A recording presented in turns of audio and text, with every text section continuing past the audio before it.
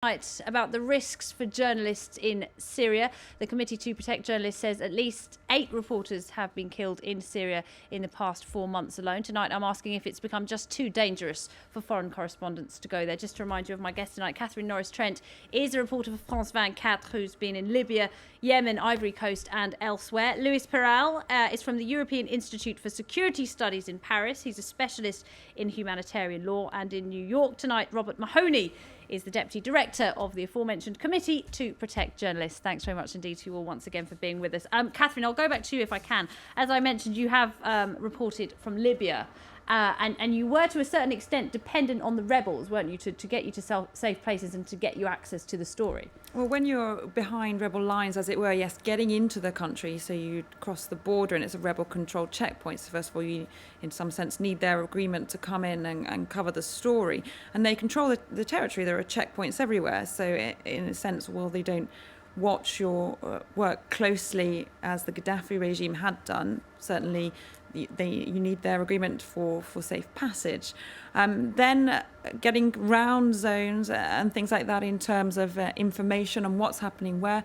Yes, sometimes we are in very close contact with them, but it's very important to try and keep a distance. Obviously, these people are fighting a war. They have an agenda. We have to really report firsthand what we see, what we can check ourselves.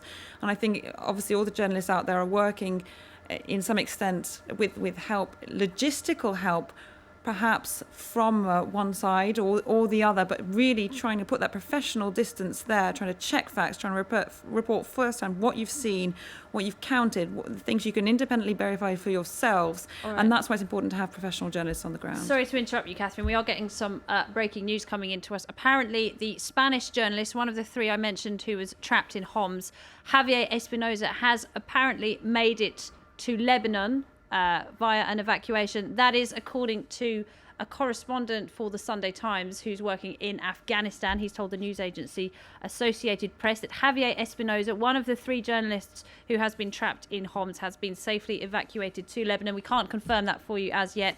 We will, of course, do so as and when we can. If that is true, Robert Mahoney, that will be good news indeed.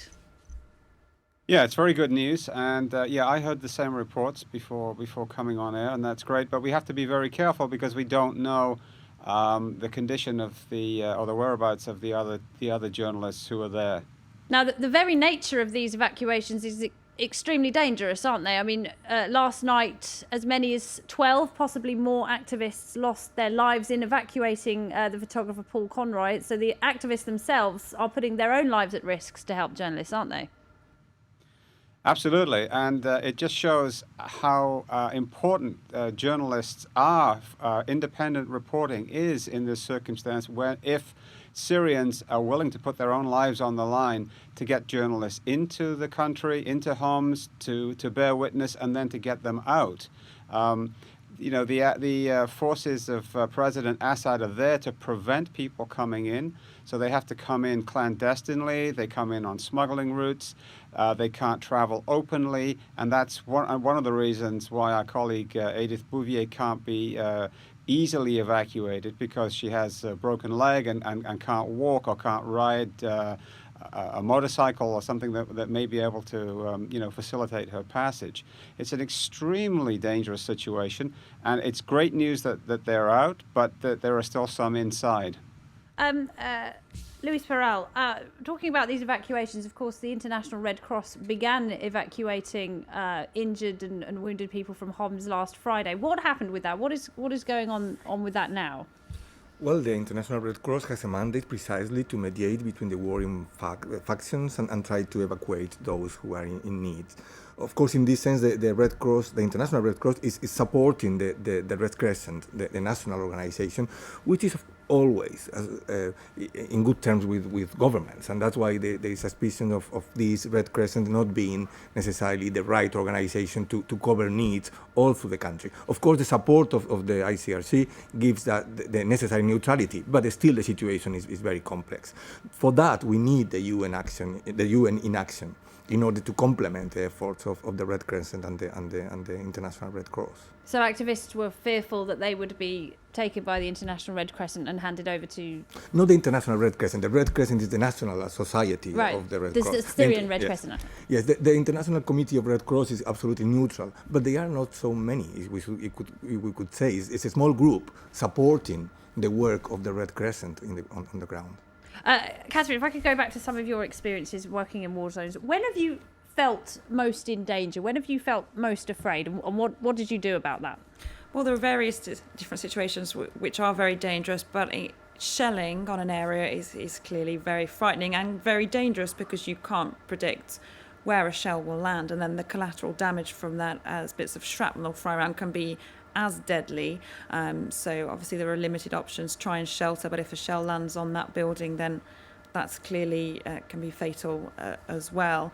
So that's a very scary situation, because not only is it very impressive in terms of bombs going off, say the sounds and sights, but there's really nowhere you can hide. And if, as you say, you do have to work closely with activists, sometimes you have to work with one side rather than the other, there is a risk as well that the other side will see you as an enemy force. Well, clearly, if you are in rebel-controlled territory working alongside rebels, then you are in an enemy zone in terms of the way the battle lines are drawn up. So clearly, you're at risk. And in Homs, the journalists who've gone in there, there's nowhere that's safe at all. It's an incredibly risky place to be with nowhere left to go. We've seen stories of entire streets where every building on that street has sustained some shell damage, and that continues late into the night. It starts early in the morning through the day. It's been going on for several weeks now. I mean, clearly it's an extremely risky place to be, and there's nothing a journalist could do really alongside those civilians more to protect themselves. Robert Mahoney, how would you advise journalists to protect themselves in places like Syria? Well, I mean, I think that the first thing is to be absolutely up to the minute with the security situation, to take advice from people who are there, to take advice from people who have been there, and to go probably in a group if you're going to go. I'm not recommending that people go. I think it's far too dangerous. I mean, if I had to decide myself, I probably wouldn't go at this point, because you have to also weigh that as a journalist, as a foreign journalist in this particular case, you're also putting other people at risk. You know, local Syrians, fixers, or people that you may hire, drivers, translators, whomever, people that are going to give you shelter. You're also going to put them at risk. So all that has to be weighed in. And you see, the thing is that even if you're an experienced journalist, and Marie Colvin, who I worked with many years ago, is an experienced journalist, and she was also unfortunately killed. There's no guarantee, how well versed you are in the local culture, and how many good contacts you have on the ground, whether you have the right equipment. You take all the precautions, and you can still get hurt. Catherine, if you were asked today to go to Homs, what would your reaction to that be? Well, I wouldn't be adequately prepared myself. I've just come back from abroad. I would have to look more closely into the situation. I have to say, on the principle of it, I feel journalists should continue to go to Syria. It's extremely dangerous right now, and obviously the focus is on getting these journalists out. But on principle, our job is to report, and the idea that there's some place where you can't go is very frustrating for many journalists, especially those who work in conflict zones. It's a very, very difficult question, and it would be up to the individual to make that choice. You talked, Luis Peral, earlier about Libya and how Benghazi was rebel held, and it was a safe zone. There has been talk, hasn't there, of creating somehow safe zones within Syria. How much support might that have at this time? It is, of course, urgent now to create a safe area in Syria where humanitarian action can take place. But then we have principles and rules on the one hand, and then we have reality. And it's clear that now the rebels are trying to control an area that is big enough so that humanitarian action can take place. And in that sense, they still need to create that space, because the international community is not going to help them until that happens. I mean, we are all aware of the fact that there is no appetite for intervention there. So they need to create that in order that the United Nations can work and can launch the humanitarian appeals so that all these needs can be covered. Until that happens, I only see a terrible civil war taking place, and perhaps sectarian divide being even more profound in Syria. And the other option on the table, of course, is arming the opposition. That's something that's been discussed as well. Not many within the Syrian opposition itself are calling for that, but some are. Others say it would create, as you say, an all-out civil war. But this is happening already. Arms are being smuggled in Syria on a daily basis, of course. I mean, not officially. That cannot be said officially. But some countries are arming the opposition, of course.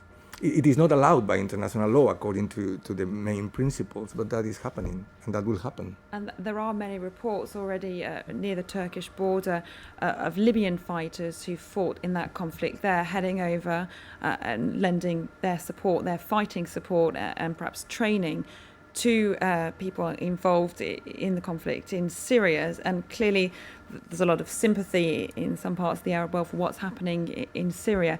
And I think we shouldn't be naive. All these things are very difficult to prove. I think arming and training of fighters in Syria, we can assume that is happening.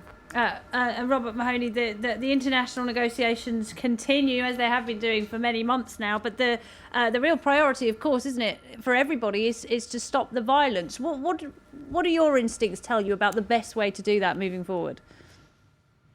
Well, I mean, I'm coming at this as a journalist and looking at it from the journalist's point of view, not as a diplomat or a politician. I mean, as long as the fighting is going on, I think journalists are going to want to be there to document it and to look at it and to tell the story of the plight of the Syrian people who are suffering tremendously because of this fighting.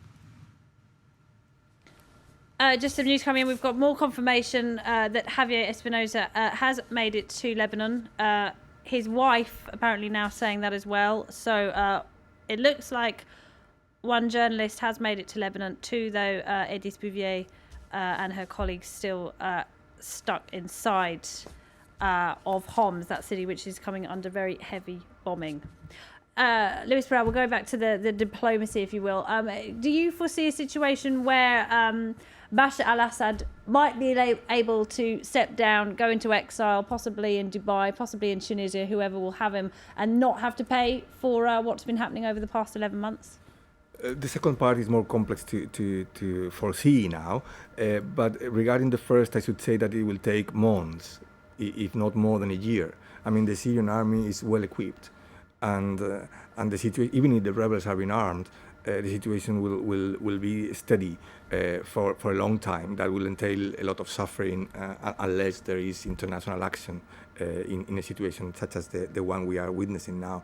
On the possibility of Assad being judged, I believe that this will happen, but that will take a long time as well. That normally takes even 2-3 more years than the situation after the situation has come to an end.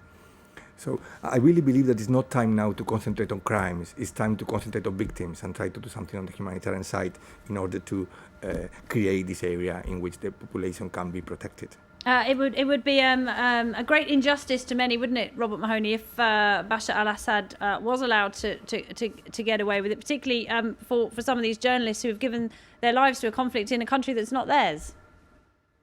Yeah, well, I mean, we've seen the shelling of civilians, and I mean that in itself is a crime. Shellings of whole areas where Marie Colvin herself, in one of her last dispatches, in fact, I think it was the last piece she wrote, said that there were really no terrorists, no insurgents, no fighters around the areas where she was documenting shells and mortars landing.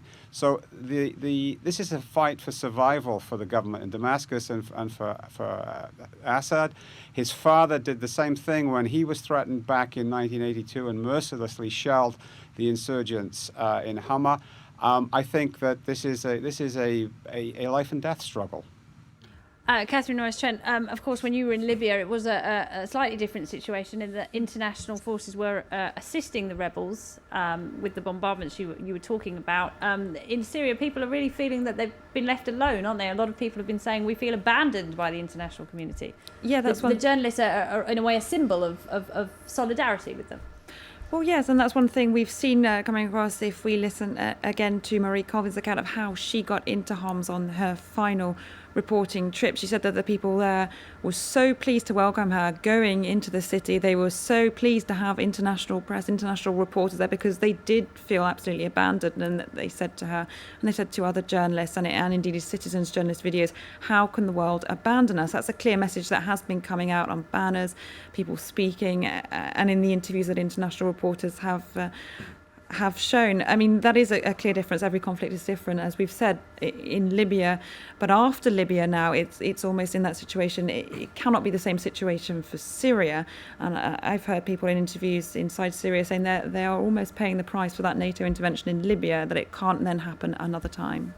Robert Mahoney, do you think that journalists reporting in places such as this, where people are so desperate, however hard they try to stay objective, they will inevitably become attached to the people there, and that is what drives them on to keep reporting?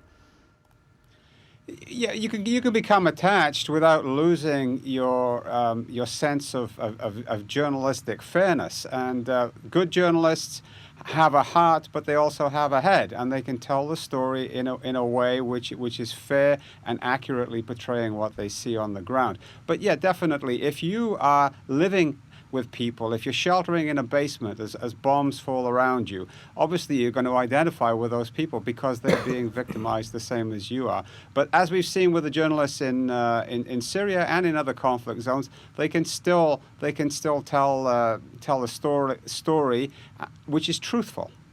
All right, Robert Mahoney, many thanks indeed. Catherine Norris-Trent, thank you to you, and Luis Peral, thanks to you as well. And just to remind you of the breaking news that we've received during this debate, it looks as though the Spanish journalist Javier Espinosa has been evacuated safely from Homs to Lebanon. That, according to his wife and also a colleague, they've told the news agency Associated Press. However, Edith Bouvier and her colleague still remain inside Homs. According to reports, they haven't yet made it out of the besieged city district of Bab Amma as the bombing of Homs continues. That's it for the debate. I'll be back at the same time tomorrow. Do stay tuned. Lana Kamurier will have all the very latest for you on the situation regarding that evacuation. Don't go away.